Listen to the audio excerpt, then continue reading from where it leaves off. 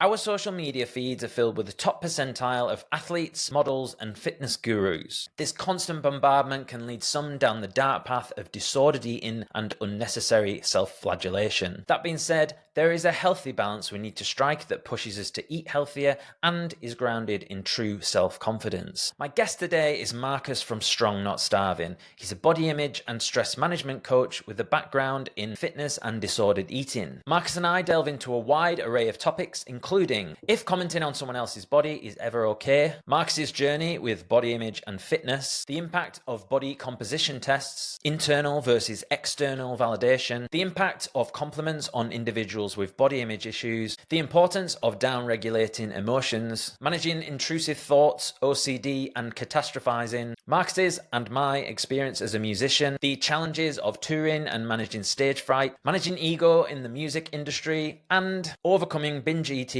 through emotional regulation. I hope you enjoy my conversation with Marcus. Hey everyone, just a quickie before we get into the conversation. The podcast is always going to be free, so I'm never going to ask you to pay for anything, but if you could do me the kindness of subscribing and maybe leaving a review, that would mean the absolute world to me. Thank you and enjoy the episode. What's brought you to where you are today and what you do? I struggled a lot with nutrition, fitness, body image, all that kind of stuff when I first started wanting to get fitter, get stronger.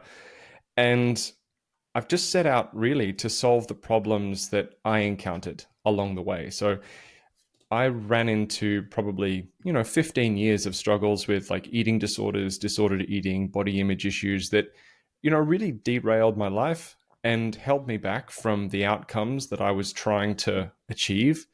And so I'm doing my best to address a whole lot of helpful conversations, specifically around nutrition and body image, that aren't being had quite as much.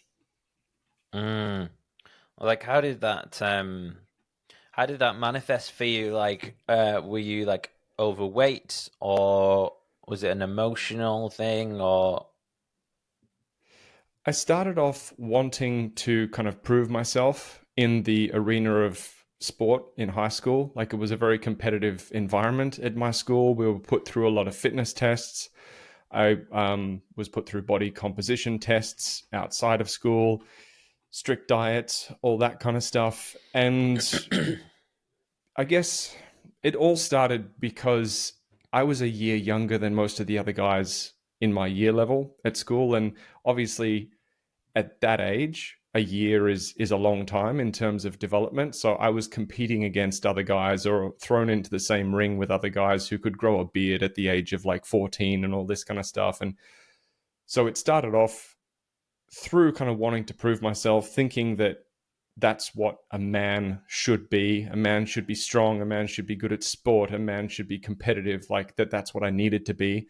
And it just very quickly became all about body image. So the journey of training and dieting and optimal performance in terms of athletic performance just very quickly became all about image. And that took me down a really dark path. Yeah, man, that's like what sorry, I just had a Chrome update just say, well, you need to update your browser. I'm like, fucking hell now. So it just totally threw me off. What sport were you involved in? What sports? I was rowing at the time. So the school I went to, high school that I went to in Australia, like how every school has like their flagship sport. My school was Australian rules football in the winter and then rowing in the summer. Of course, like there were other sports, but the guys' football team was treated particularly, they were treated special. And then the rowing teams, like the highest ranking rowing teams were treated with reverence. So it was kind of like a family thing. Like my mum said, the other people in the family row, you should row, whatever. And I kind of did it out of spite at first, just to kind of prove that I could. And so it was rowing, really competitive rowing, that started it for me. But it's not really the fault of rowing. It's just the fact that that path very quickly led to body composition tests and fitness magazines. And, you know, I'm saying magazines, not social media, because this was when I was at high school in the 1600s. And, and like, and yeah, obviously not knowing that most people I was looking at in terms of that space were using performance enhancing drugs and not being transparent about it, expecting certain things of myself, being very confused as to why I didn't look like the guys on the magazine after I did all the 12-week, 6-month programs that they were selling. So I wouldn't really, rowing kind of got me started, but I wouldn't really blame rowing as a sport. Yeah, it's like that was always kind of within you, that kind of propensity to go to that extreme level. Would you say? Would that be fair? Yeah, absolutely. It's Like, please continue. I was just going to say, it's since doing the work that I've done and becoming much more informed on things like eating disorders, struggling with food, there is like the genetic predisposition to obsessive compulsive leanings and behavior. That's one of the kind of early warning signs or red flags that show up in people who are more susceptible to struggling with eating disorders, disordered eating, often body image, that kind of stuff. So I definitely had that in me, that leaning towards obsessive compulsive behavior, even from a young age. Can you like tell me like practically what did that look like? As in, what did your compulsive eat? You know, what did all those negative behaviors like? How did you act them out? it was increasing levels of dietary restriction and diet rigidity. So the amount that I was eating kept kind of getting lower and lower as I failed to see the results that I was expecting to see. And the number of foods or the range of foods that I was allowing myself to eat, again, got more and more restrictive over time as I, failed to see the results that I was expecting to see.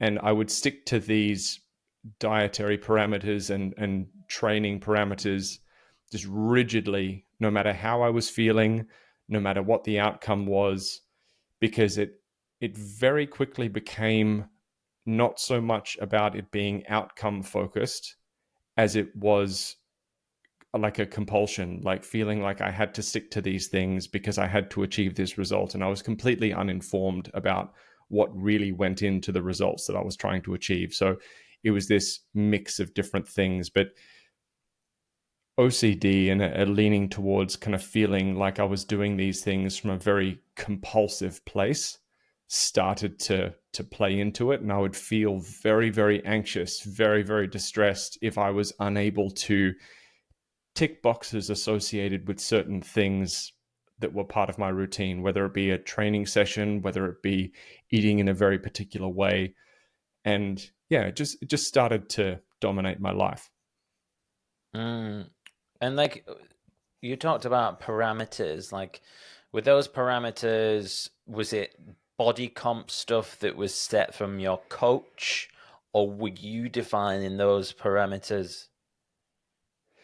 It was body composition stuff that was kind of set by a professional within the space that I was sent to help me with this. They were sent, or I was sent to them to help with, diet and training and everything like that. And they gave me a body composition test. And I just expected to see linear progress with those body composition tests. And, the first time I got one, I saw big improvements between the first time and the second time because I was very new to training. I was very new to dieting. And then when I didn't see those same improvements and those same changes the next time around, I got very, very distressed. Like, what am I doing wrong? This is terrible. I'm a shitty person. I'm a failure. Like, I need to try harder.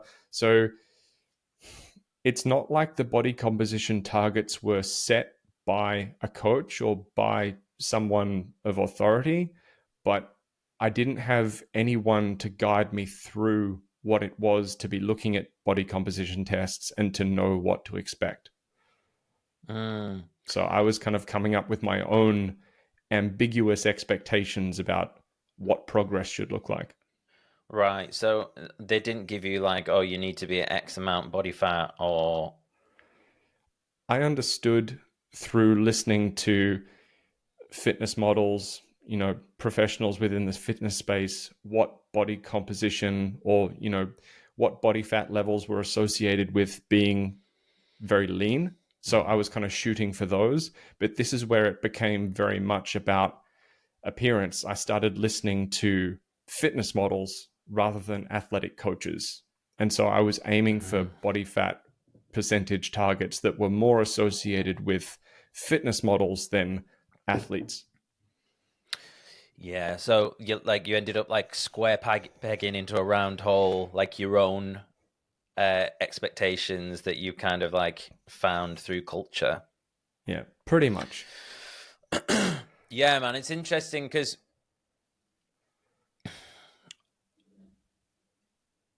I've got a pretty good relationship with food and like body image.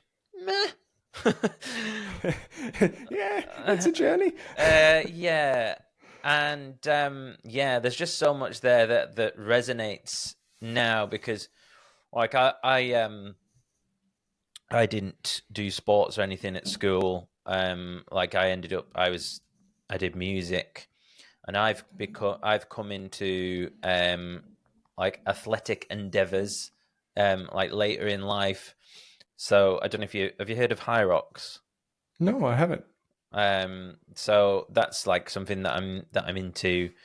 It's a form of what they call fitness racing. Oh, actually, yeah, I've got a couple of friends that I used to PT with that do that. Yeah. Yeah, it's like pretty trendy right now, and it's running around doing and then in between you're doing ergs, you're doing lunges and heavy stuff and the rest of it, and it's awesome. And when I started training for it, before I'd done that, I'd always kind of loosely gone with like the sort of bodybuilder kind of bro splits kind of agenda. And then I started training for this. I got a coach, and it was just a totally different thing to what I've done before. I started training on performance rather than visual aesthetic. Yeah. And that was very freeing to me. Just to kind of let go of like the emphasis on how big your biceps are or whatever. Mm. And so that was last year, and I was sort of like nailing my diet. In terms of like in a really positive way, actually. I decided to go with like a primal sort of paleo approach. There's no like basically no wheat was probably and it worked really well for me.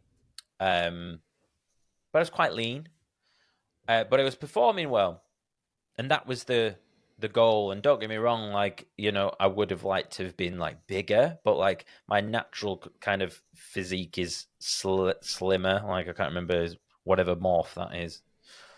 And anyhow, and then so this year I've had like an off season, and then the whole kind of meta strategy with this sport is kind of like if you're more of a runner, then you want to put on some weight in the off season, and if you're more of a big guy and endomorph, you want to focus on your endurance during the off season. So throughout the summer, that's basically what I've been doing, like heavy lifts, eating lots. But if along comes for the ride is that little bit of extra belly fat. And I've totally gone off on one now, but I might as well continue. And someone said to me, I heard someone say to me at a competition like this summer, which was just an off-season thing, and someone said, "Oh, yeah, I don't want to get beaten by Jace's dad bod." And I was like, Oof. Like ah, that's oof. yeah. And it was like, it's a difficult one, man, because I'm like, when I look at my body composition and I look at the photographs, the videos from, for example, that competition, because there's a lot of tops off, and there's a lot of Of guys course. there that are likely on PDs. Um, Although whether that's just a way for those that aren't jacked to kind of like take them down a peg, I don't know. But like, um, where am I going with this? But it's just getting that balance of like, well, it's kind of got a point. Like, maybe I could like, maybe I could lose like a little bit, and then you've got like this Jekyll Hyde Hmm. on each side of you that's going kind of well, like, look, you're off season, you're eating to fuel for performance, let go of that, let go of the ego. And then I have the other side that's going, maybe it's got a point. Like, maybe you are like eating a bit too much. Are you? And this is the one thing I'm sort of like constantly juggling at the moment is, and actually because I'm still eating wheat, because I found that like I perform better by having some wheat in my diet. You don't say. Yeah, it's a really good carb source, but I just bloat. But if I took it out, I know I'd get really lean pretty quick. And yeah, I don't know what the point I'm making here is, but yeah, I'd like. Have you any thoughts on that from your perspective? And like, how can we pass out that kind of those two conflicting things and come to it in a healthy and objective manner that's good for our health? There you go. That's a long question. Hmm. I think challenging situations and difficult feelings surrounding body image are not going anywhere. They're part of our society at this point, and if we step into anything that resembles the fitness space, we're going to get all that and then some and then some more. So it's going to be amplified. And so these challenges aren't going anywhere. They're things that we're going to have to deal with. And I find it to be like the most realistic approach, if we choose to be part of this environment, if we choose to go down that path, is to acknowledge that, yeah, these challenges are going to be there. The difficult feelings are going to be there. We're going to feel torn between what we know is objectively better in terms of performance and how we feel and what we need to do, as opposed to bending to body image pressure and that kind of stuff. And it essentially becomes up to us to cultivate a really great mindset and an ability to deal with difficult emotions. Because when we go down this path of improving fitness, wanting to exist in that space, there's often this illusion of like, I'm going to get really fit and I'm going to be more confident and I'm going to have less bad feelings. And it's like, not really. You might get more confident, but there's going to be just as many bad feelings as ever. They're just going to be different bad feelings to what you usually might be used to. So we've got to get accustomed to dealing with them and managing them and making good decisions regardless of how they appear. Because if we don't, then those bad feelings and those difficult thoughts are going to start making decisions for us that are going to lead to very, very poor outcomes. Mm. Yeah, it makes me think about like validation, like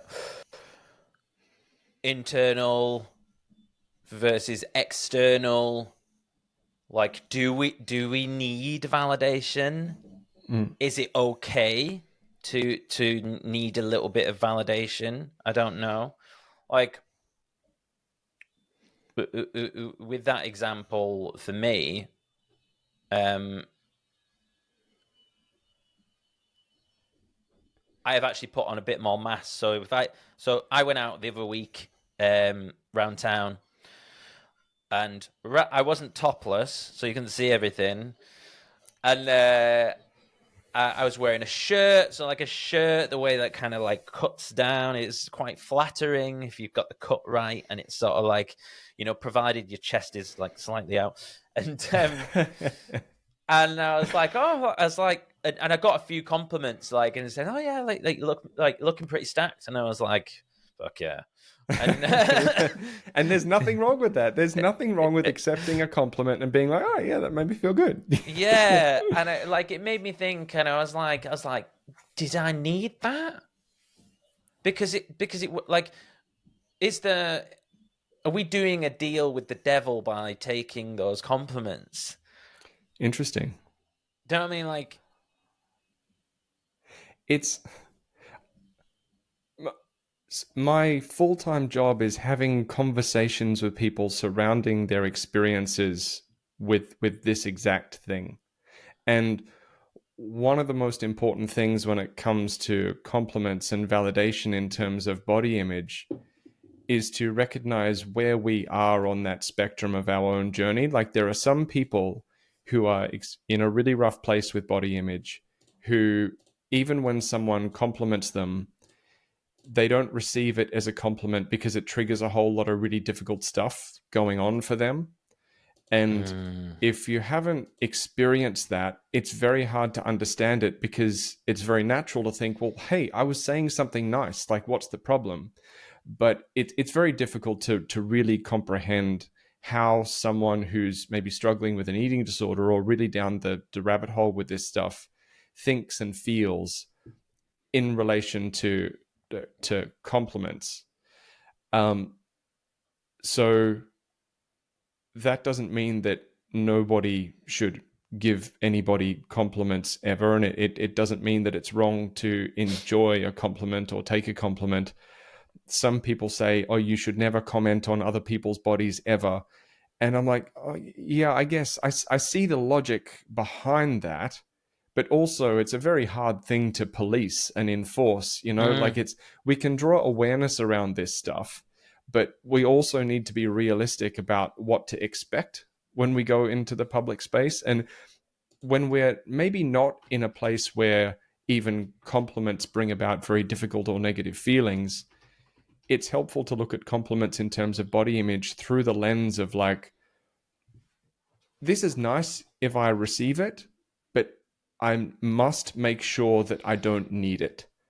It must be something that I'm not relying on. Almost like you don't want to rely on pre-workout supplement. Like every time you train, you having a pre-workout is great sometimes, but you need to be able to train without pre-workout. yes. And if you get to the point where you're relying on stimulants in order to train, then that starts to, that's a dicey place to be. And it's the same thing with kind of these compliments and that kind of stuff. Like, if you're in a place where you can receive a compliment and it feels nice, then cool. But we need to make sure that we're not living on a staple diet of compliments, and that's what we're looking for, if that makes sense. Yeah. I fucking love a training analogy. I'll do my best to bring in more. Yeah, like training, like football analogies are good as well. I love a football analogy, but yeah, training analogies are so good. And I was thinking about this last night, and there's so many things that you learn about training that can be mapped onto any like productivity, like goal setting. So yeah, just like a wider point. I appreciate that. I think also it's like there's no one size fits all, is there? Yeah. Everyone's going to receive a compliment in a different way. I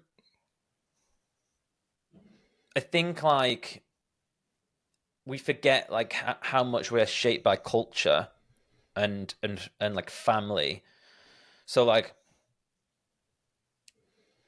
a common thing in my family would be like, "You're looking well. Have you lost weight?" Or that's the kind of meta of kind of just in general, if you weigh less, you're looking well. Yeah. Which, in the correct hands, that's fine. But if you like, went to someone with an eating disorder and said that, not cool. Yeah, There's it's not the funny. right. Sorry, go on. I was just going to say, it's funny you should mention that phrase, like you're looking well, because that phrase can be received in so many different ways. And I know from those of us who've struggled with eating disorders or the kind of situation where, we try to lose as much weight as possible, lose as much body fat as possible, and people around us start becoming aware of that. In that situation, when people say, "Oh, you're looking well," part of our mind goes, "Holy shit, are you saying that I've put on weight? Fuck!" And Oh, it freaks out. So it's in the opposite direction. So really? when you're talking to someone in like eating disorder recovery, for example, and one of their family says like, "You're looking well," Oh, their brain just goes, "Fuck!" So, wow, because yeah. there's so many different ways that we can take these things. And of course, I don't want to make it sound like I believe that we should walk out into the world expecting everyone to change to accommodate our own needs. We can build awareness, we can help educate in a compassionate way as much as possible, but it's on us as well to regulate our response to the world. Mm, yeah, like you've got to foster that resilience within yourself. Mm. But obviously, it's nice if you're able to have the self-awareness to when you're commenting on someone else. Because, like, I know it's like I still do it because I've grown up with it. Um, and I'll say to like one of my friends in the gym, I'm like, "Yo, fucking hell, you're looking hench," and I'm like, Yeah. "Yeah." And then that happened like with one of my girlfriends, but she's literally going through a phase of trying to put on weight through a plan. But then she's like, "Oh, like I look fat. I feel like I look fat," and then I'm like, "You don't. Like you look amazing." But then I'm like, fucking hell, like what am I doing? I'm like reinforcing, and then I'm like, you don't want to be, and I'm like, shit, am I like emphasizing too much? Like, why am I talking about her weight? It's a fucking minefield. But like, obviously, it's coming from a place of like love. Like, I'm trying to say, I can see that you're putting in work to gain a bit of muscle, as instructed by your coach. Like, it's working. Yeah. Um, but then there's that little voice that's going, "You shouldn't be commenting, Jason. It's nothing to do with you." like, It's hard. It's really hard to have conversations without starting to overthink it, right? mm, yeah. Okay. So, what did the work look like for you? That's a really good question. You know what? I've never been asked that question in that way before, but I know that broadly, the work came down to understanding that what I was doing was not going to bring about the outcome that I desired. Like that was the fundamental first step, to look at what I was trying to achieve, to really build a lot of self-awareness around what it was that I was trying to achieve, not just in terms of the body I wanted, but really how I thought that achieving a specific thing in terms of my body was going to make me feel. So if we dissect it a little bit, it it wasn't really that I was aiming for, a body that looked a certain way. I was aiming to feel a certain way through the vehicle of making my body look a certain way. Mm, And one of the big first steps that I had to take was to be aware of that and to realize that everything that I was doing was not going to produce that outcome. I had to realized that what I was doing was not working, not only from a physically sustainable perspective, but from a psychological and emotional perspective. So I had to be willing to let go. The work for me came with dealing with a lot of distress and difficult feelings and anxiety surrounding the experience of letting go of a bunch of really unhelpful things first, and rediscovering or recultivating my sense of identity and self, and kind of refinding myself, a version of myself that didn't hinge on looking a very particular way in order to feel like I deserved to exist. So that's where kind of the first steps came in. But it was a lot of, for lack of a better way to put it, a lot of distress tolerance, learning how to manage emotion, deal with emotion, clean up my mental environment, come correct with certain mindsets when maybe large parts of my mind were trying to tell me stories that were really unhelpful. I had to go, wait, how true is that really? And start to work through a bunch of that. What was the outcome that you were looking for? I first started to try and make changes when I realized that I was just in so much pain physically from the kind of training and dieting that I was asking myself to do, and mentally just from the level of isolation that caused, that I realized I just had to change something. So the original outcome that I was looking for was just, I don't want to be in pain anymore. And I'm willing to do whatever is necessary to make that happen. So yeah, Just that was emotional or like physical pain, both? both. The kind of training that I was putting myself through, overtraining, lack of great recovery practices, malnutrition, essentially. This is still rowing. No, this is in my late 20s. So this is, I was rowing for a little while in high school, and then this whole journey with fitness and all this other stuff just became all about the gym. So So this is like bro splits. yeah, like high volume, like bro splits, bodybuilder training, all that kind of stuff, but just really badly programmed. You know, there is a helpful way and an unhelpful way to do that kind of training. So I don't want to make it sound like I'm vilifying any particular kind of training, because they are all really good if you do them correctly. But I was not. But how were you not doing them correctly? Just out of interest, like what was it that just if anyone's listening, they might be doing the same thing. Yeah. Well, for a start, I was completely neglecting the role that my stress levels and total lack of recovery practices outside of the gym were affecting how my body would feel inside the gym. So, stress plus recovery equals growth, physically, emotionally, psychologically, whatever.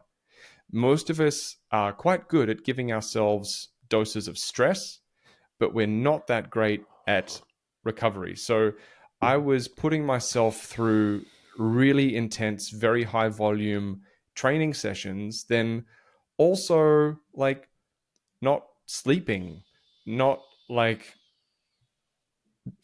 eating properly, not having great relationships in my life, like expecting things of myself that weren't really congruent with a healthy human being. So yeah, does that answer the question? I'm sorry, or did I go off on a tangent there? No. Yeah. So what you're saying is, yeah, you were just training hard and then not recovering, which is very common because people get into a cycle where they go, "Oh, I'm being lazy. It's rest day today, but well, yeah, I'll just do biceps because that's not too much of a stress or whatever." Or they don't know how to relax. So the idea of doing something that is like more serotonergic rather than like dopaminergic is just difficult, right? And I think so many of us will connect with that. Like, yeah, like today's a rest day for me. I've got a race tomorrow, and my coach said to me, "Big rest day tomorrow," and like even that, like kind of go, "Oh."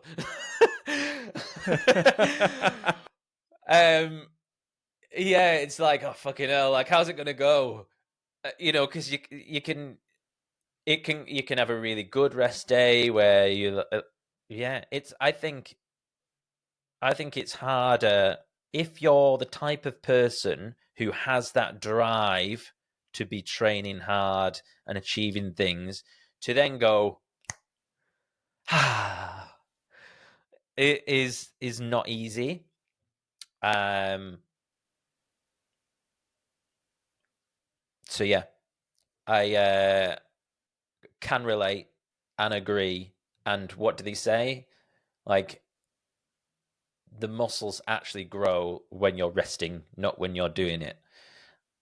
And I suppose this is probably the downside of like the so-called pump. The good side to the pump is you get like a visual preview into like if I keep training like this for like the next 9 months, I might look like this. Yeah. The Yeah. downside of that is you equate that to like I need to be pumped all the time to keep up that self-image. Essentially being able to wind down, one of the key differences, there it is. I'm sorry to anyone who can hear that. One of the key differences between amateur level athletes and elite level athletes is actually the skill involved in being able to down regulate on purpose. So this is something that this isn't just anecdotal. This is something that there are studies on. There are actual skills and practices that are used for even the special forces. Like there's a event called biathlon, which is a combination of cross country skiing and target shooting.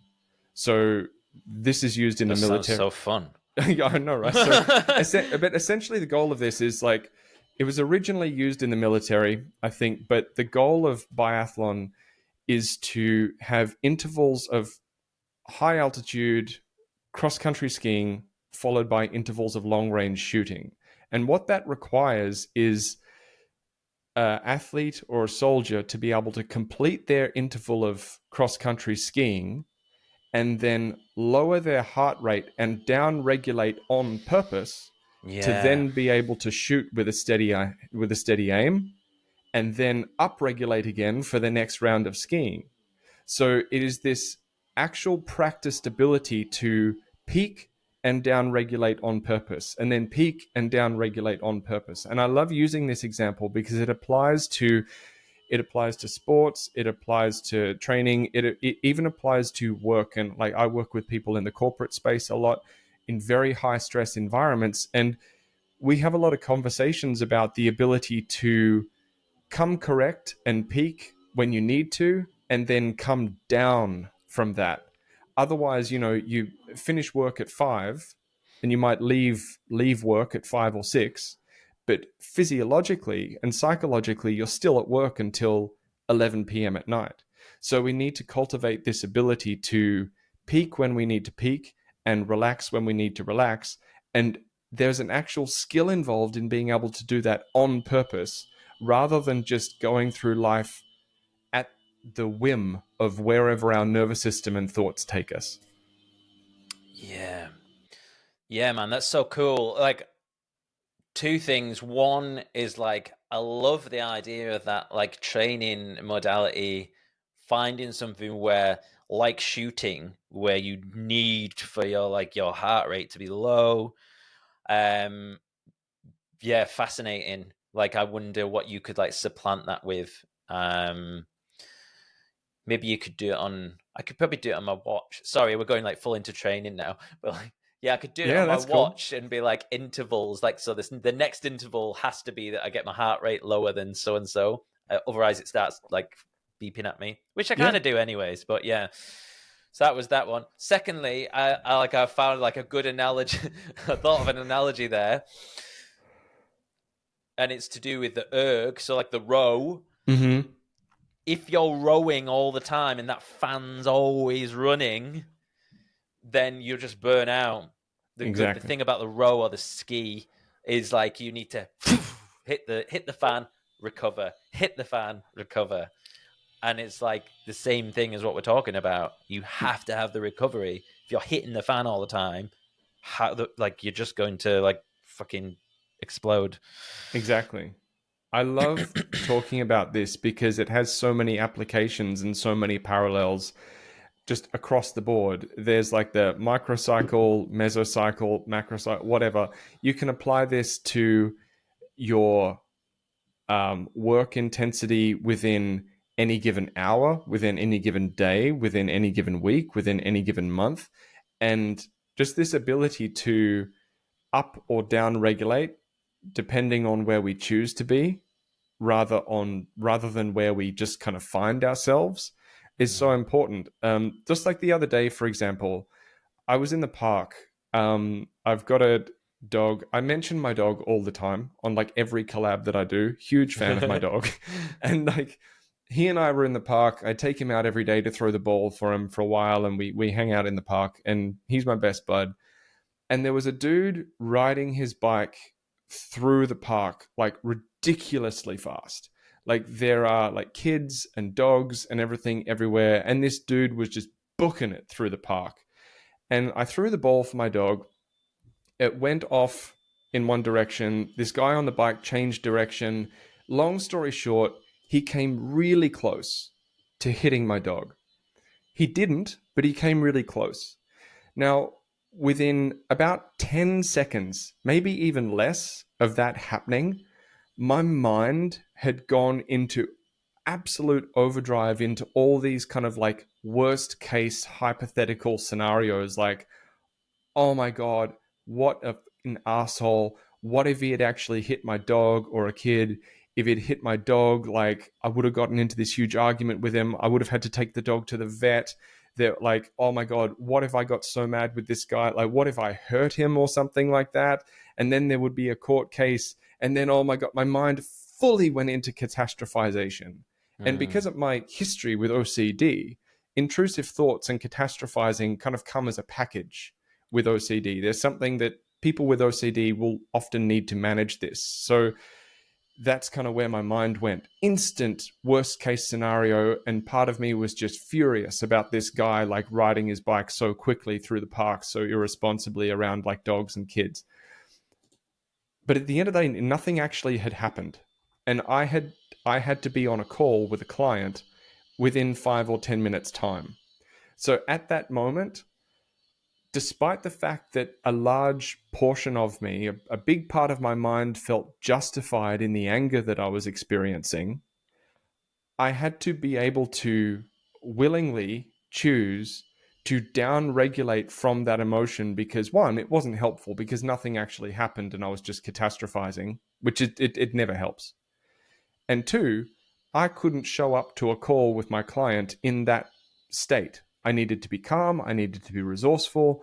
So in that moment, I had to choose, despite the fact that part of me wanted to stay angry, I had to choose not to be.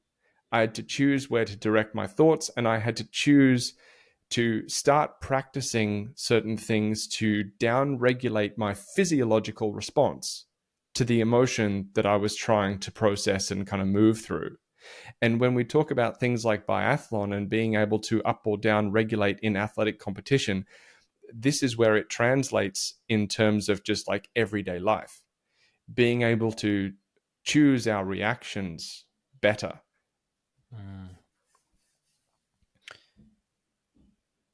Do you have any tools or tactics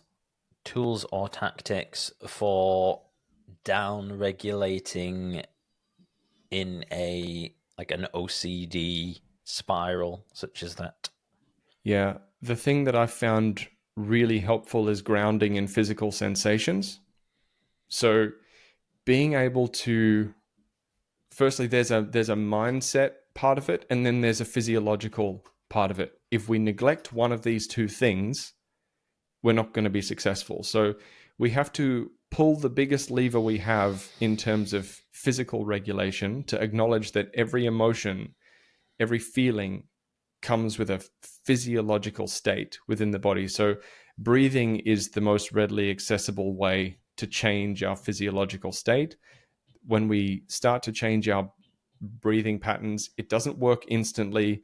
It's not like having a shot of Valium or something like that. It's not going to just pull a big lever from it for us and create an immediate change. We need to commit to it for quite a few minutes, understanding that it will create a change. So first of all, acknowledge the physiological response within the body, start to regulate our breathing patterns, long exhales, mindful breathing, all that kind of stuff. And then take charge of where our attention goes in terms of our mind. Like, our mind is going to be drawn to the intrusive thoughts, to the triggering emotion, whatever it is. And we need to be able to willingly and repeatedly guide our attention away from where we don't want it to go and towards where we actually do want it to go. If you've tried this in the past and found it to be nothing but frustrating, like it didn't work, and it just felt like you were fighting your own mind, I understand completely, because it usually doesn't work the first few times you try it. It's something, we need to look at this like a skill. It is something that we get better at over time. And I completely understand that the first few times we do this, it sucks. And you feel like it doesn't work, and it's very easy to get frustrated, but we don't get better at it until we put ourselves in a position where we need to practice it over and over and over and over again.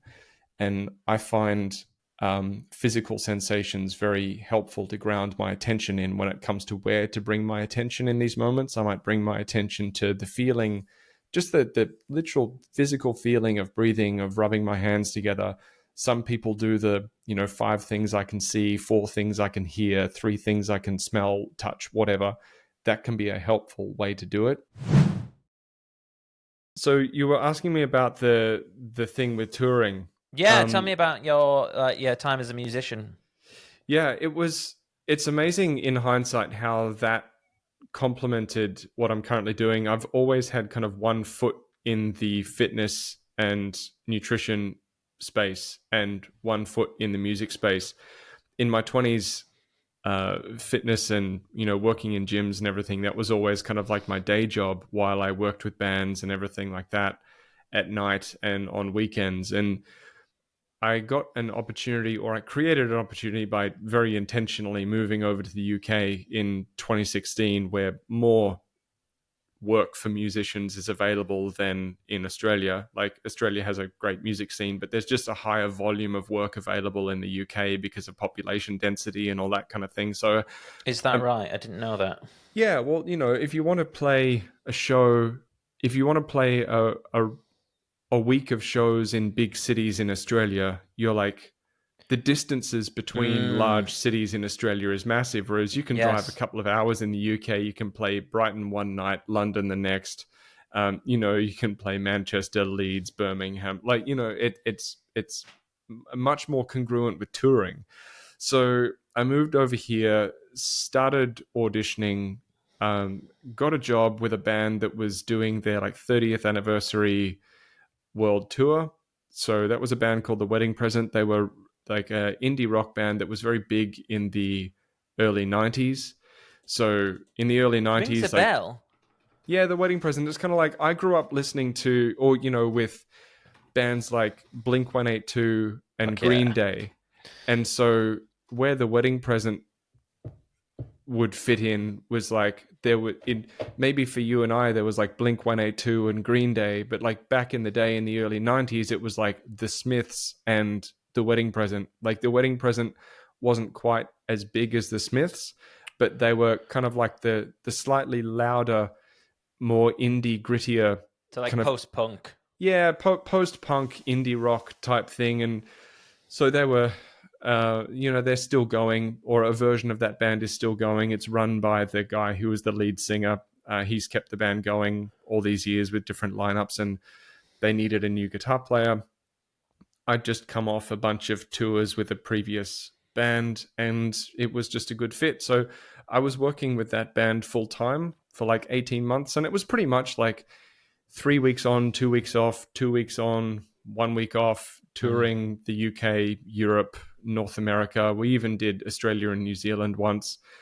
And yeah, it was a crash course in managing difficult emotions, essentially. Like, I was, yeah, thrown in the deep end with like managing stage fright and everything like that. Like, I'd played big shows before and had done all that kind of work before, but it was always very intermittent. And I'd never been in a situation where it was literally my job every night to do this and to be in front of crowds. And it it brought a whole new level of challenge, physically and mentally and emotionally, to what I was accustomed to previously, which is more of a weekend warrior type approach. You know, you'd play like on the weekends, like you'd play 1 or 2 nights on the weekends, and then maybe go on a tour like for a week or 2 weeks, like once a year.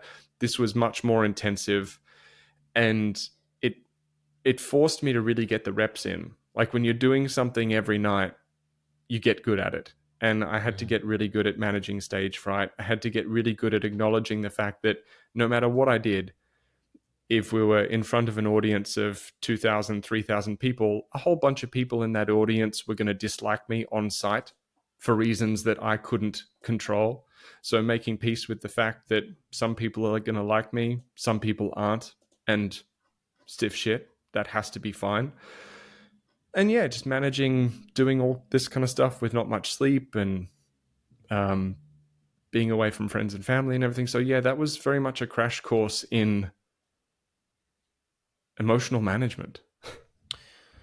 So interesting. Yeah, man. I mentioned earlier that like I was a musician through school, and yeah, like I had like a lot of potential.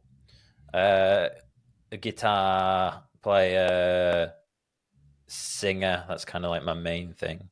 Nice. And where am I going with this? Yeah, and we did. I was lucky enough to do a little tour with my college band, and it's interesting as you say that, because we could do a tour of the UK in 2 weeks, Yeah. like in this van, and it was like the. Interestingly, I've had two of the guys who I was in bands with on the podcast. Shout out to Kai and Christian, and yeah, it was just like such an amazing experience. I imagine it'd be very different to the sort of thing you were talking about, because we were living off cider and Burger King. That was pretty much the diet. But it's 17 or whatever, you can kind of get away with it. But what I was thinking was, I wanted to ask you about like, do you drink? Interestingly, when I was doing the more, I don't want to say casual, because we were very serious about it, but when I had the band that I was with through most of my 20s, and we'd do occasional tours and all this kind of stuff, yeah, I would drink amongst other things. And then when I made it my job, I noticed that, okay, that's not going to fly anymore. Like, you can't maintain that like every night. And people who try, it's a well-traveled path. Like, we know where that goes. I wasn't trying to be like Nikki Sixx. I had no interest in being some like hard partying, borderline alcoholic guitar player. I wanted to be a pro.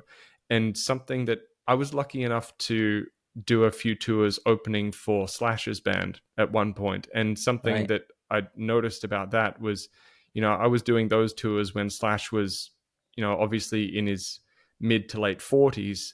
So he was sober. His entire band was sober. It was essentially a sober tour. And his guys, like his musicians, like, they were pro. They were stone cold pro. They were lovely guys, super cool to be around. And it was just like, we have a job to do.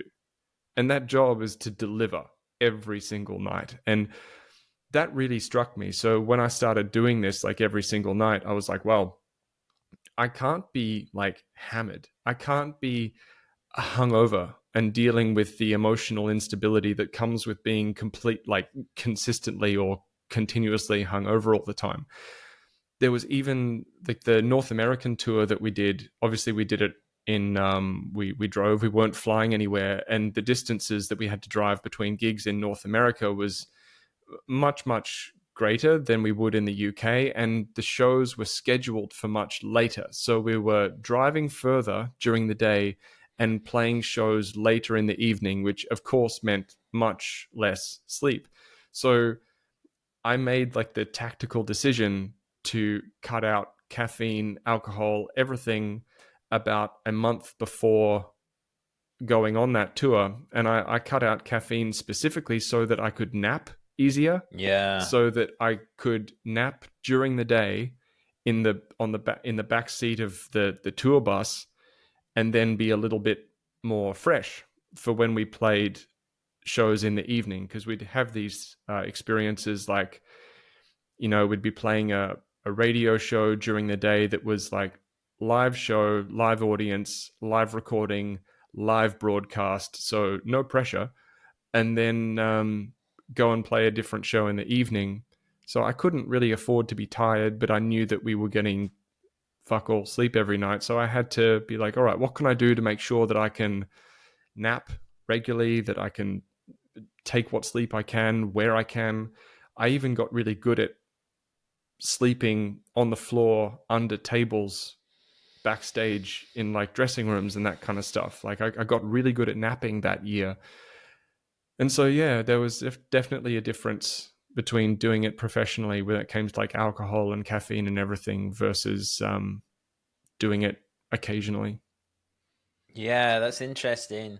Yeah, because when you do it for yourself, you've just got that freedom to be like, I'm the man.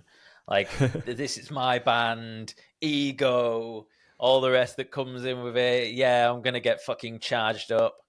Um, yes, so interesting. Like, and like, what a fucking pro, by the way. Like, I love like how like methodical we were. Like, I'm gonna cut out caffeine so I can nap, and yeah, that's like some serious commitment. And I wonder like how much of an influence like Slash's band ended up having on you, Huge. like versus I don't know, like who are bands that still get fucked up these days? I don't know. I Like don't know. maybe bands that maybe we don't hear much Oasis. of. They're like in the news at the moment. Um, but yeah, I can't. Most of them are sober, aren't they? The thing is, like, I know there are a lot of people that still party hard and tour and everything like that, but that's a different thing. I don't want to make it sound like I'm being all holier than thou, like, you know, this is what I did. But there's a huge difference between being a session musician that is hired to do a particular job, like a gun for hire, versus being a member of an original band. Like, Yes. and that was the difference, I think, between a whole bunch of bands that, you know, we see in what I was doing. So I was a like gun for hire, like live session touring type guy. So I was employed. I had a boss. Like in the same way that Slash's musicians, they had a Slash was their boss. It was their job to show up and play perfectly every night. Well, you know, as close to perfectly as you can. Like, let's be reasonable. But I'd say they were pretty close to perfect. They were fucking amazing. And I found that really inspiring, just how professional they were, because I went through all those years of playing in the Melbourne music scene surrounded by people who were, you know, getting fucked up. And I even still have a very good friend who was very ambitious, very hardworking guy who auditioned for one of the bands that was doing well in that scene at that time. And he didn't get hired for this gig because he wasn't like an alcoholic dropout who lived in his car. Like this whole band, they would party really hard. They were all just ruins of human beings.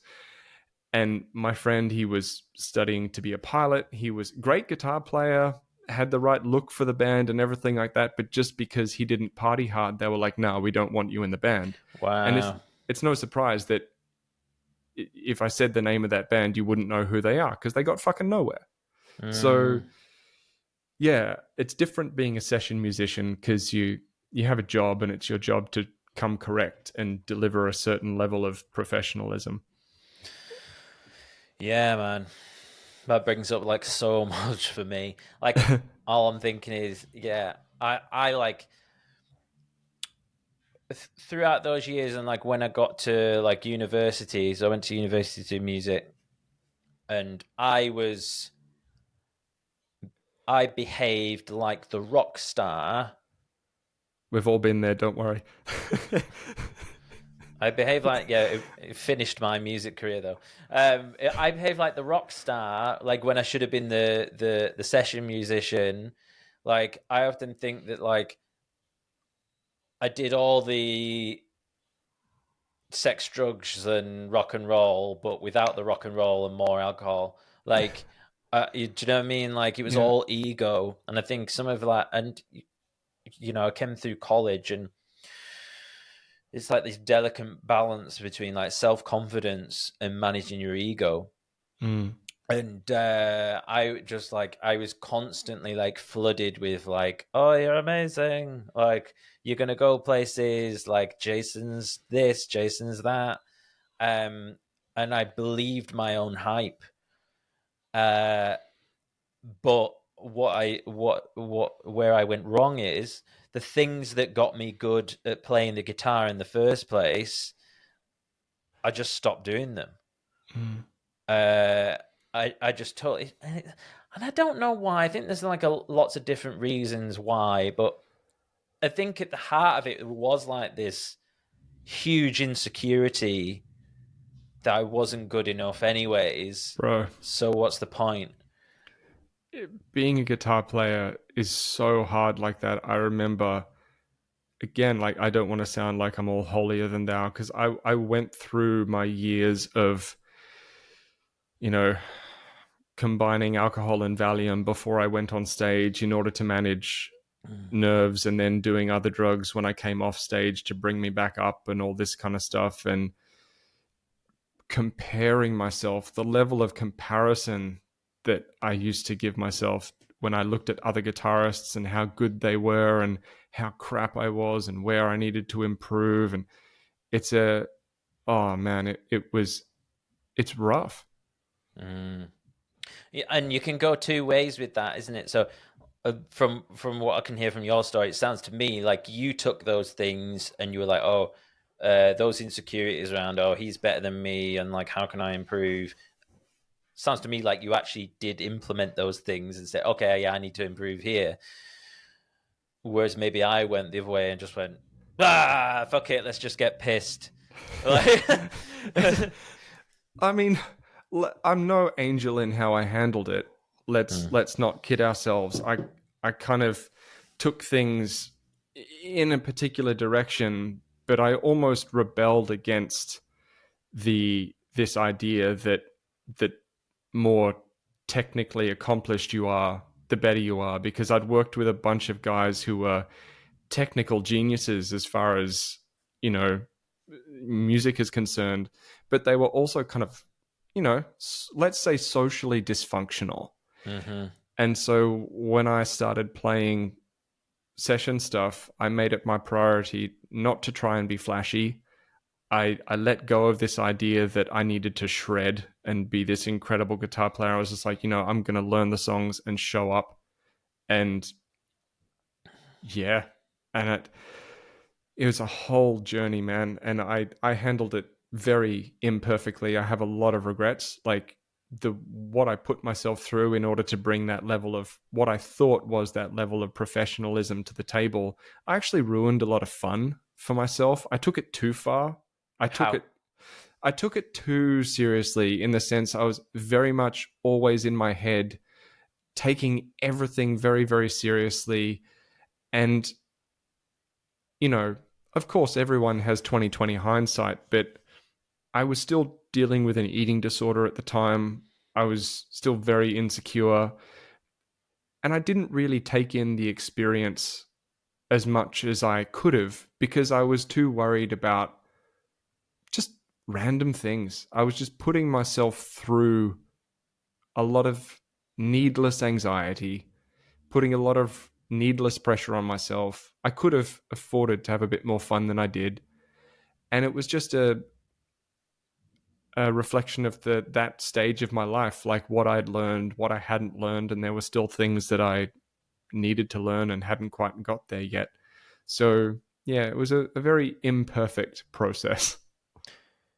Do you think like the guitar became like a conduit for like control because your life outside of that was It became my interface with the mm. world. Like, even as a teenager, I found social situations very difficult. I found social situations kind of confusing and difficult in my 20s as well. Like, I'd have a few drinks and, get through it and wear this mask of, the person that I wanted people to see and who I thought I needed to be.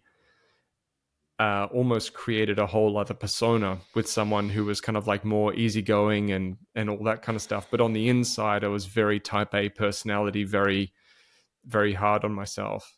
And the guitar gave me something to communicate with the world through. It gave me a reason to be invited to the party. If I was in the band, then I had a reason to be at the party. I had a reason to be invited. I had something to talk about. People would talk to me about something. When I didn't have that and I was in a social situation, I'd just kind of stand around going, so is this what we do? Do we all just stand around talking about random? Is this what it is to be social? I don't understand this. So the guitar helped kind of grease the social groove. What about you? What kind of role did music play for you in the bigger picture sense? Yeah, I was just thinking about it then actually. It's funny you asked me that question. Was like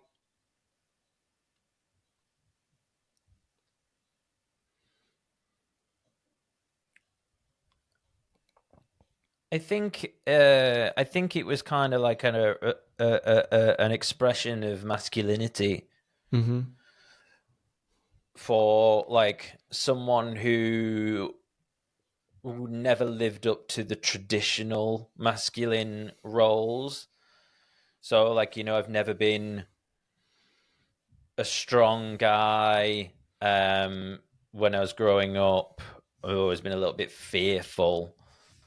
And then like the guitar and even the BMX. I used to BMX. Nice.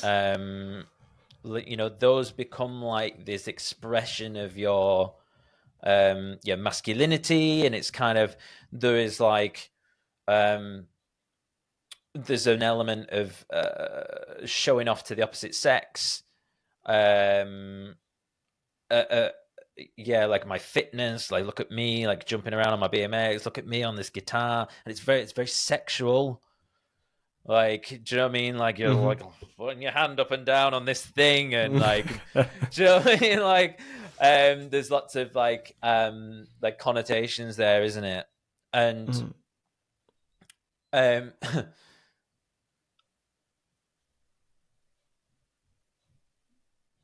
yeah, like I did quite well with the girls at school. uh, when certainly when I started getting good on the guitar, because all of a sudden you're someone, like you've got something that's different to other people, um, and yeah, I think it just gives you like that social status Mm. where you kind of like, if you take like a bunch of 10 people and they've all got the same attributes, but that guy's like can shred to fuck on the guitar, you're like, yeah, that guy's cool. Um, and it's something like, ego and masks and stuff is something I'm always toying with. Like, even now, like, I don't really play music anymore. I've kind of stopped. And that's a whole other fucking conversation. Hmm. I have like a huge like mental block around that, and I don't know. there's some trauma wrapped up in it. I don't know. Maybe just like avoidance because it didn't work out for me. So I just won't play the guitar because That's like yeah, that's it can't hurt me. well, when you say that, like it hit me right in the chest, and I really felt that because I went through some years like that as well. Something that I've said to a couple of people really close to me. I don't know if I've ever really shared this on a podcast or anything, but the biggest heartbreak of my life was a band that didn't work out. Yeah. I loved the music that we were playing so much, and the relationships with the people in the band. It was the epitome of toxic relationships, very high highs, very low lows, very stressful. The whole band was this like high highs, low lows. The music was incredible. People thought we were going somewhere. But the pressure was insane. All of us were very dysfunctional in our own ways. And, when I realized that I had to step away from that, when I realized that it was never going to become what I was hoping it would become, that there were things standing in the way of it that were just not going to change, and I had to let go. That was a huge heartbreak. And in a lot of ways, to some members of that band, I'm the villain in the story. I'm the villain in the story of that band because I'm the one who stepped away. I'm the one who essentially, who they would say broke up the band by leaving. In reality, they could have replaced me, but they didn't. Part of me is glad they didn't, because that would have been like another level of heartbreaking, seeing someone else take my place and try to continue with that band. And, there's always that thing, what if they'd succeeded where I'd failed? So it's this whole thing, and it's really complicated. But long story short, there was a period of years where all my guitars went into storage apart from maybe one that would just sit in the corner of my room, and I'd maybe pick it up once every now and then and put it down again. I'd stepped away from it for a long time. Finding my way back to it has been hard and but rewarding. So I really hope that you find your way back. Thank you, mate. Yeah. No, it's nice to hear that, because like, not nice to be like, oh, thanks for your struggles. No, like, but like I said it to one of my mates the other day, who had actually been in a band with, by the way, little realization, I was like, all 4 of the bands I've been in, I've left them and broke them up. So I was like, oh, fucking hell. I just realized that when he was speaking. But anyways, and I said,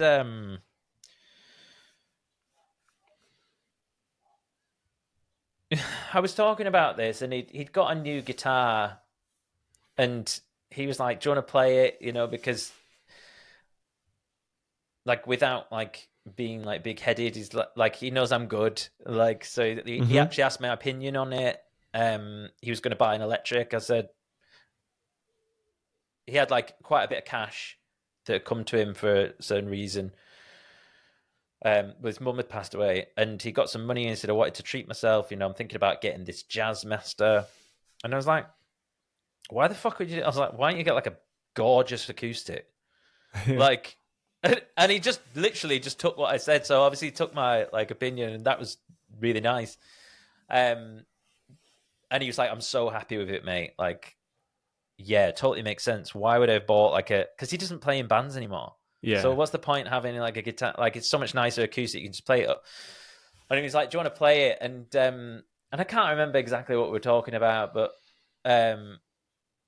he was sort of like taking the piss because I said something like, I've got this difficult relationship with the guitar. I get it. And I was like, yeah, I don't know. Like, and it was kind of like, oh, you got to, do you want to ever play on the guitar, or are you going to cry or something like that? Like, he wasn't being insensitive. We were just like joking around it, but it was hard because like I couldn't really express just how much of a difficult experience it is. And there'll be some people listening now being like, what the fuck? Like, this sounds well wanky. I can't play the guitar because I'm going to cry. But like, yeah, there's so many things wrapped up in it. We're going back now, and we're looking at like identity and ego and like competence and all these things that like it sort of colors. And just going back a second to what you were saying, like, oh,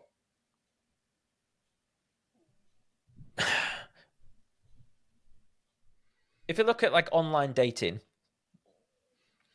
like some single online dating profile, and I would put out, the Jason I am today or whatever, and it might be like some pictures in the gym or a competition or whatever it is that I do these days. And it'll be okay. But then if I put in my profile a picture of me playing the guitar,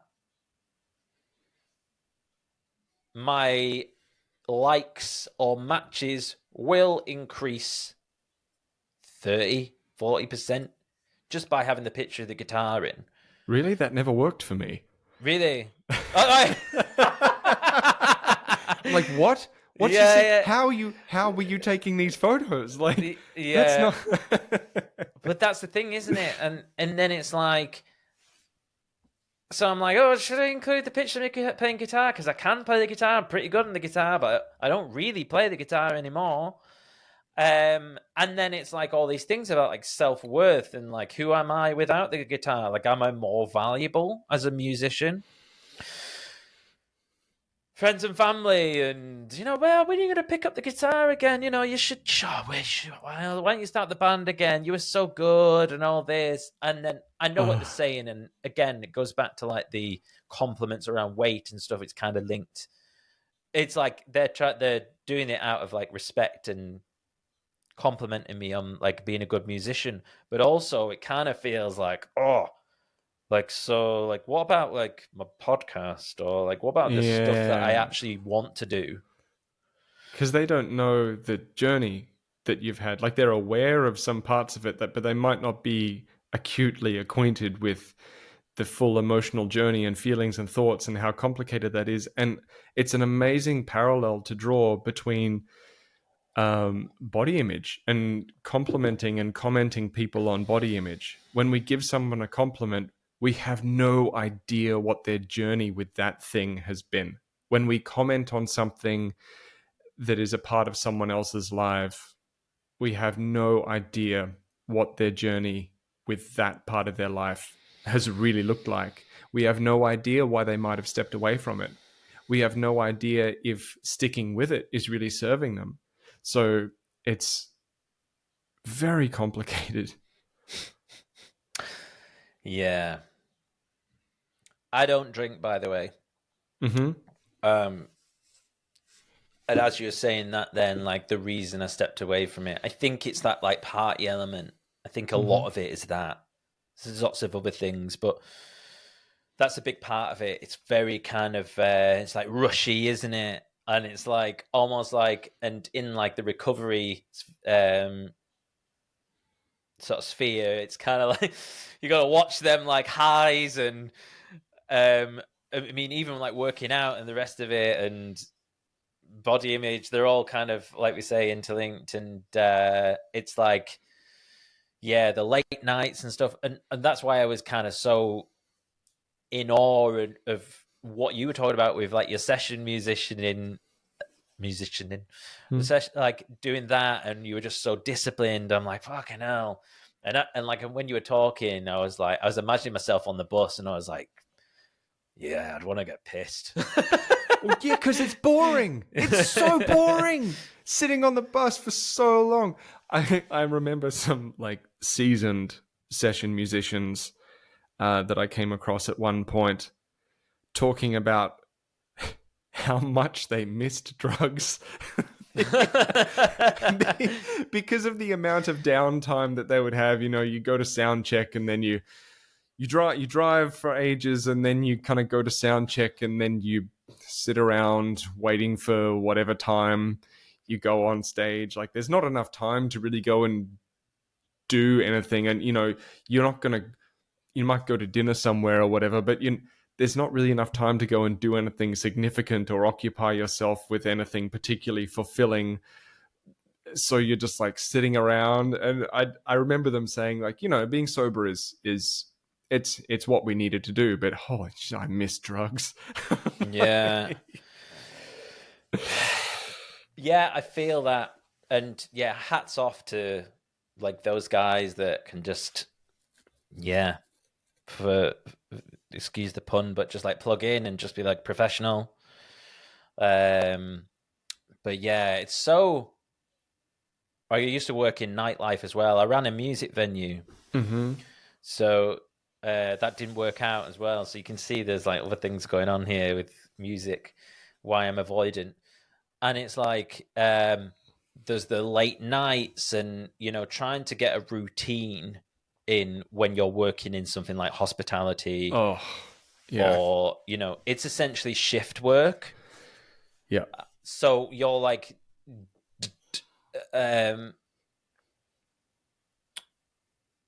not allowing yourself like natural things, whether it be like sunlight in the morning and like these kind of circadian rhythms and stuff like that. So you're always fighting against this thing where like it's going to make it so much more difficult. I totally lost my train of thought there. All right. But what you just said then, again, it spoke to me so much, because that was one of the reasons why I stopped. Okay. A really great friend of mine said probably the most insightful thing that I've ever heard anyone say about a career in music. She said, it'll give you everything you want, but nothing you need. Yeah. And I was like, wow, yeah, like it gives you all these kind of little luxuries and things that are kind of really cool on paper, while screwing up your sleep patterns, messing with your ability to maintain a great routine, taking you away from the people you care about, providing you with a lot of instability and uncertainty regarding things like income and your future and all that kind of stuff. It gives you a lot of things that are very cool on paper, a lot of things that you want, while limiting access to all the things that human beings really need in order to be deeply healthy and fulfilled. Yeah. So that's why you decide to give it up. Yeah, I just realized that the lifestyle that I was living, I wasn't, like you, I wasn't the leader of a band. I wasn't a songwriter. I wasn't, I was a session guy.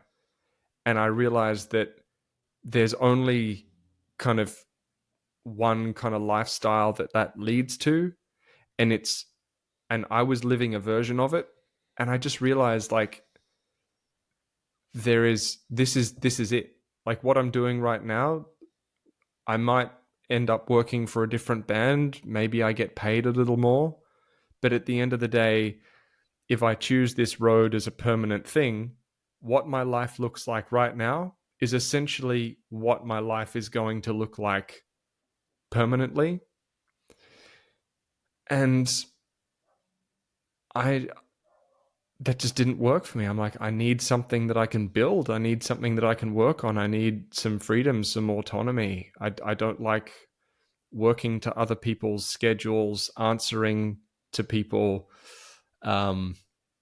acting, being at the beck and call of whoever needs me to show up for any given show. And, this whole thing of, oh, by the way, we're doing an entirely different set list at this show that we're playing in 24 hours. So you're going to need to learn this before we go on stage. Like, holy fuck.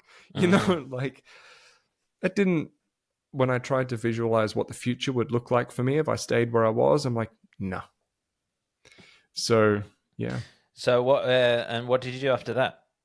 I started from scratch. I got a job at a small startup gym in Brighton and started mopping the floors. I I just started from the ground up again, giving myself the kind of freedom to reflect on everything that I'd experienced and learnt over the last 10 years and see where it took me. Wow. And then, like, how did you end up coming to eventually what you do now? Like, when did you start the podcast? Like, what's that road been like? I started pulling on threads of difficult problems. So I was working as in that gym, fitness instructor, personal trainer, and I was noticing, like in every other job in the fitness industry that I'd had, that a small percentage of people were successful while the vast majority were struggling with very difficult problems and not getting the results that they walked into the gym to try and achieve. Mm-hmm. And to me, that bothered me. I was like, there's something wrong with this. It's like, this doesn't do what it says it does on the box. Why is that? How can I change that? What do I need to focus on and get really good at helping people with in order to change that situation? And that essentially led to where I am now. The podcast started in 2021 after I started speaking out a bit more about struggles with food and body image. And a lovely gentleman who I met at one of the gyms that I worked at, reached out to me and kind of encouraged me to start a podcast. He's like, you need to talk about this more because there aren't many male voices in this space. We need more men talking about this, and what you're sharing is really valuable. You should start a podcast. And I respected this guy's opinion and advice, and I started a podcast, and I'm so grateful I did, because now it's the cornerstone of everything I do. It's the cornerstone of the platform that is Strong Not Starving. Amazing. Tell to me about the name. Essentially, it came from something that you were talking about before, being performance focused. One of the key things that helped me move away from struggling with food and body image and start to actually experience better things with training and nutrition and health, like more rewarding things, was focusing on performance more than physical appearance. So Strong Not Starving felt like a very obvious podcast name choice, platform name choice, because I was aiming to be strong physically, psychologically, emotionally, rather than starving nutritionally, emotionally, spiritually. Yeah, it's good. I'm thinking, I'm thinking I might steal this hashtag Strong Not Starving when I'm like rocking the dad bod. Do it, because it'll send people to my stuff. Yeah, Like, get that. yeah. Anyone who wants to use that hashtag, please. Yeah, it might use get the hashtag. related with me doing topless erg workouts. Well, it's funny because like we've seen there are a couple of really big names in the fitness space that if we watch closely, they've gone on this journey. I'm thinking of one guy in particular. I don't want to name names because I'm not really into that, but he started in around 2020, 2021, just giving standard kind of weight loss advice. He then became very popular through, being kind of shredded and making the side of nutrition things simpler. And now he's kind of come full circle back to this whole idea of like, I don't want to live my life trying to be super lean all the time. And it's amazing how many, like when you've been in the industry for long enough, you see all these people, like these new generations of PTs and fitness professionals and everything come in, and there's like a fork in the road. Some of them choose to double down on perpetuating the idea that having a six-pack and doing all that is where it's at. And others go, you know what? I don't know if this is actually worth the sacrifice involved. And they start trying to encourage people to be a bit more practical in terms of the expectations that they put on themselves and their results. And yeah. Do you think it's necessary that people have to go through that evolution themselves? Little Like, bit. do they have to kind of like maybe like get to the point where they go, oh, actually, yeah, like I've got the six pack or whatever, but I'm still fucking miserable. Um, yeah, I think it reminds me of like, um, obviously it's a bit of a trope, but like money won't make you happy and all this, but the only people that are saying money won't make you happy are the people that have made fuckloads of it and then go, oh yeah, like it doesn't make you happy, or because they have the luxury to be able to say, yeah, I've done it. But for the rest of us, I can tell you now, I'm like, I can see how it's true, but I'm like, yeah, I'll find out myself. Thank you very much. Like, I will keep fucking charging towards that. Dude, I hear you so much. And part of me thinks, yeah, like we're all on our own path, we're all on our own journey. I think some people, in terms of the body image stuff, need to achieve what it is they set out to achieve just to experience how miserable trying to maintain that actually is. And there are other people like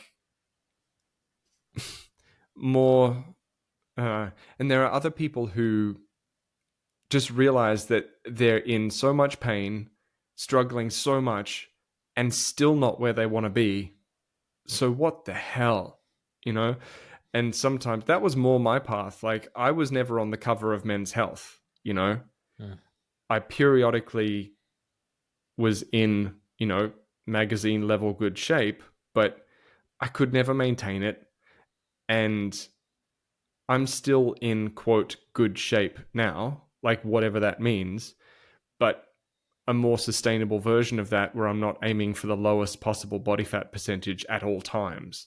And so, yeah, I think to some degree, we all do have to explore the territory ourselves and figure out what we feel first. Sometimes I say to people who call me, like, I'm usually the last person people call. I'm the person that people call when everything else has not worked. And I'm fine with that. It's okay. But as the eating disorder informed nutrition and stress management coach, people often call me last when all different other approaches have failed them. And I'm just like, that's okay. You needed to explore that in order to have conviction in what we're doing here now. What does your coaching practice look like in terms of on like a practical level? Like, are you still doing some elements of PT? I imagine having that base was quite nice to be able to branch into the more niche stuff you're doing now. But tell me about how that's. I spend a lot more time focusing on stress management and emotional management than I do getting into really granular sports science about training and nutrition. It's like the most basic nutrition and training principles work. They fucking work.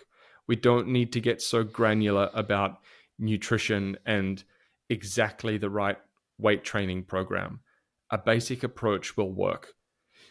Why people, in my opinion at least, that the people who come to me, and it was true in my journey as well, why people start to think that, oh, this doesn't work, this basic stuff doesn't work, I need to make it more complicated, is because the area of stress management, emotional management, mindset, fulfillment, all that is being sacrificed or neglected on a level where it is compromising our effectiveness in the application of the very effective basics when it comes to nutrition and training.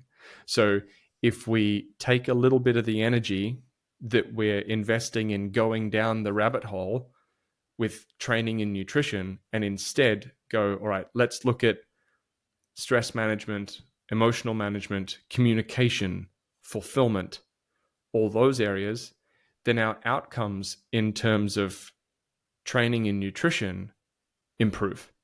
So that's the thing that I work with people a lot with, like in terms of we do a lot of work with emotional management, stress management, sometimes communication and relationships. But we look at life around food and the gym.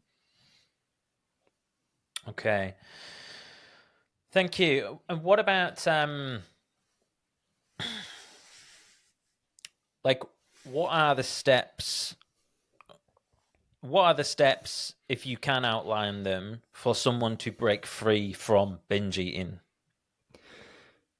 The fundamental pillars of binge eating are emotional dysregulation, diet rigidity, and the overvaluation of weight and shape, in no particular order of appearance. Usually, if someone is struggling with binge eating, they're struggling with two or more of those things. So struggles with emotional regulation, often diets that are way too rigid or too restrictive, and overvaluing physical appearance.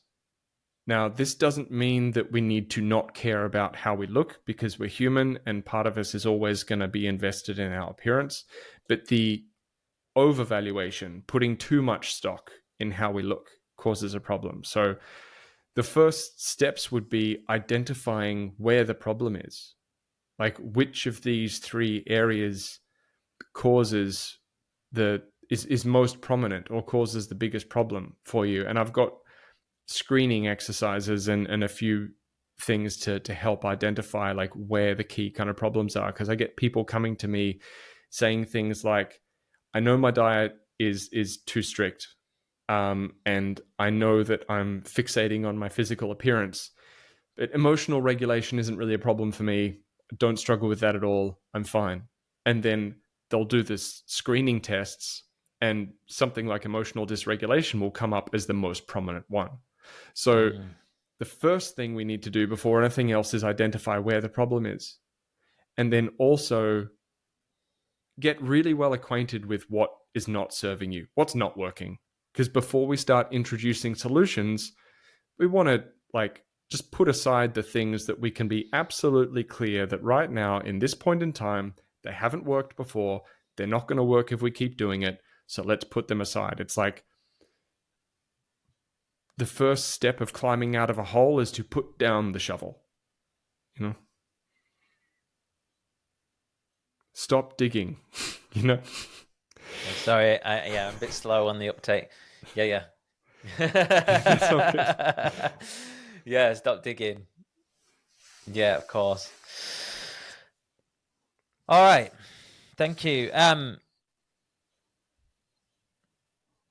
Do you have any advice for a fellow podcaster?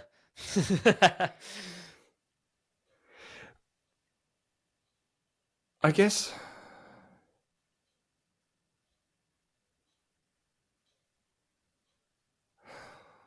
that's an interesting one. I don't actually do, like, I get a couple of people asking me about podcast stuff, and the main piece of advice that I would give is podcasting is just reps. Like, treat every episode just like another rep towards being able to record with less preparation. So if we look at maybe if the goal, I don't know about you, but my goal with podcasting is to get so good at it that I can write a few dot points in about 5 or 10 minutes and then just speak into a mic about those dot points and then do a quick edit and put out the episode. When I first started, I would spend 4 to 5 hours writing out the script and the plan for the episode. I would spend another couple of hours trying to record it and making sure that I was sounding good and everything like that. And then I was really slow at editing, so I'd spend another couple of hours. It would take an entire day to do one episode. And people would say to me, I just write out dot points and speak, just speak, just let go, just speak. And I was like, fuck, like that comes with time. I wish someone had told me, like, just get the reps in. The more you do this, the faster you get at it. And there is no secret hack or secret formula. Just get the reps in. Don't worry about overcomplicating it, and it will get better. If you repeat it, if you do the reps, it's impossible for it to not get better. So that's I don't know. You seem like a pretty good podcaster already, so I don't know what advice I would have to give really. But that was just a Appreciate big the stumbling compliment. point for me. Yeah, I mean, this is what we on now. Like, this is maybe episode 30, I think. Nice. And I've been doing it over a year, but publishing weekly since about April. One a week, one a week, one a week, one a week. And it has been like difficult recently. I think because like I've gone into like a heavy training phase with the competition in October. So it's like we talk about periodization a lot. And like I had like my podcast period at the beginning of the year, and my training was kind of like, I'd half an eye on it. And then but yeah, and then the year before, like I had my training period with no podcasting, and now they've both kind of started coming together. Where I'm in in this period of going right. Well, the podcast like is kind of like doing quite well at the moment. I need to like keep on with that. Like maybe I need to start doing more content. Maybe I need to like push my Instagram more. But I'm like, well, like what's the goal right now? Well, my goal is kind of like the High Rocks thing, like my competition. And I think I need to like remember like it's like in terms of like my main goals, like what do I need to maintain and what do I need to push on with? Mm-hmm. So I think for me, like at the moment, the podcast, it's like a maintenance phase. It's just like, just keep them coming. Yeah. Just keep them coming. Like, don't stress about it. If you're going to stress about anything, stress about the training. Yeah. But obviously don't stress. um, but no, I appreciate that. Like, it is totally just a reps thing, isn't it? And my preparation and stuff constantly changes, and like, I mean, I've really enjoyed this conversation, and obviously we're bringing this to an end now. But one of the things, like I've got like a fucking list of all these questions, which I like always prepare. I didn't ask most of them, but I always think like the best conversations I have is when I can just like stay present with the guest and kind of like, oh, what's that? Let's go down that route. What's that? Let's go down that route. And that's a skill that I'm really trying to learn. Of just being, and it's like you said before, it's like letting go. Yeah. Letting go of like control and just like taking it, because that's like another like theme with my podcast is like authenticity, like fucking scary, like extreme authenticity. And just like, and this is what I try to have throughout all my conversations. So I've really enjoyed this, and I appreciate your vulnerability in like some of the stuff you tapped into. Dude, I've really enjoyed chatting with you. It's super nice to meet you, and thank you for the invitation. And yeah, I've really enjoyed this. Awesome. Do you have like what are your plans like for the next like few years? You got any like anything upcoming? Is it? Don't tell me about that. So the podcast, it's the cornerstone of what I do, so it's always going to stay. I'm doing my best to create some helpful YouTube content, though that has been, put on hold for a moment because people are asking me for a book.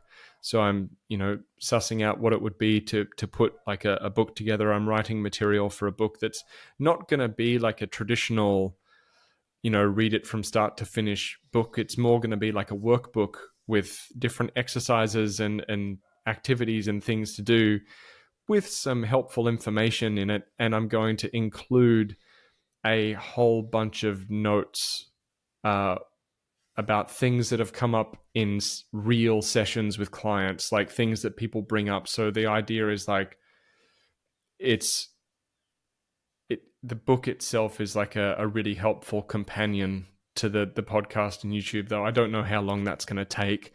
Like anyone who's written a book, I've underestimated what goes into that and how long it takes. But the podcast is going to keep going.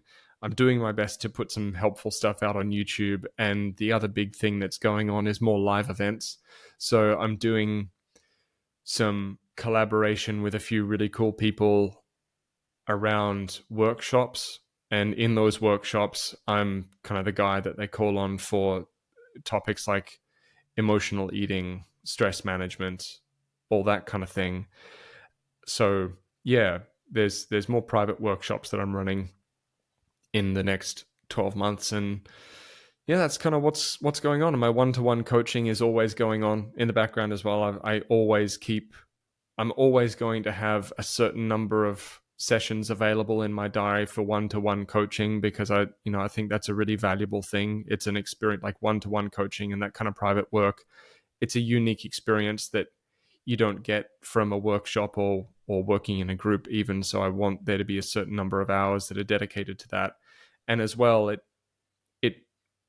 in a way, like I see that as continual development for me as a coach and a professional as well. I don't ever want to be one of those people that closes off all their one-to-one coaching and stops working with people and then starts to become a little bit detached from the original problem. I see that happening quite a bit with people that get kind of like out of touch. So yeah, that's my goal for the next few years. Awesome. That sounds exciting. I shall look out for the book and all the other things you got going on. Where do you want to direct people if they want to get in touch and check out any stuff? The Strong Not Starving podcast is probably the best place to start. I've got a website as well, strongnot.starving.com, that's being rebuilt at the moment. My Instagram, again, Strong Not Starving, that's available too. But though Instagram algorithms don't love my Instagram was growing really fast for a while there, but then some stuff changed and now it doesn't really reach as many people as it could. So really the podcast is where the most valuable content is, and YouTube is coming up to kind of replace Instagram for me as well. Yeah, I was thinking about that before actually with like, I was just in my head thinking about like thumbnails and episode titles. And I was like, oh yeah, like you've got to be careful with the algorithm. Like they don't like certain things. And I've had this with like conversations about like BDSM and like sex and stuff. And it will just get throttled by the algorithm because it sees it as explicit or triggering or whatever. But, yeah, thank you for that. I will put it all in the show notes so people can go down and check that out. And I encourage that they do so. Thank you so much, Marcus. I've really appreciated this. And have an awesome afternoon, whatever you're up to.